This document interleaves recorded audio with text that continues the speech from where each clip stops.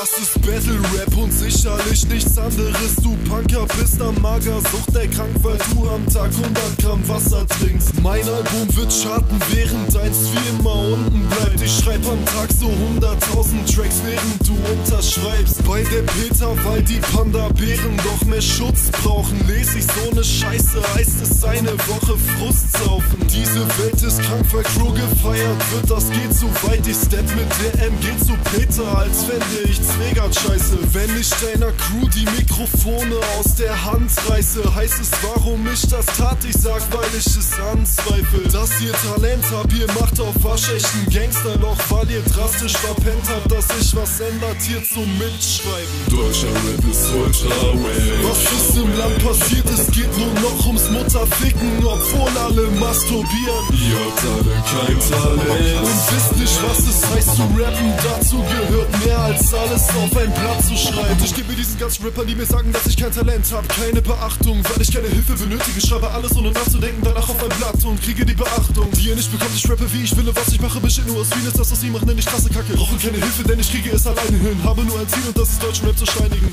Weil Rapper peinlich sind, das Gegenteil von dem, was ich als guten Rap bezeichne. Seid ihr, hört ihr all die Mädchen kreischen? Bin für Ironie bekannt, ich kann es, weil ihr nervt bleibt. Eigentlich rapp ich ja nur aus Scherz, doch ich kann ernst bleiben. Was ist nur passiert, wo ist denn der ganze Humor hin? Ich schreib diesen Text und wir haben gerade 8 Uhr morgens. Egal wo ich bin, ich schreibe Reime auf ein Blatt. Und das, was ihr macht, nenn ich Wack, es kommt an den Refrain um. Deutscher Rap ist ultra wave. Was ist im Land passiert? Es geht nur noch ums Mutterficken, obwohl alle masturbieren. Ihr habt alle kein Talent und wisst nicht, was es heißt zu rappen. Dazu gehört mehr als alles auf ein Blatt zu schreiben. Deine Intoleranz und der Disrespect ist solche Rapper leider nicht mehr das, was er einmal gewesen ist. Bist du ein guter Rapper, schwöre ich dir auf die Hand. Ich bin der Erste, der den Motherfucking Besen frisst. Denn das ist ekelig, was Rapper fabriziert und dabei ständig in Takt verlieren. Verwenden Wörter wie Bastardier und Hurensohn. Die kassadieren sicher härter als Blumio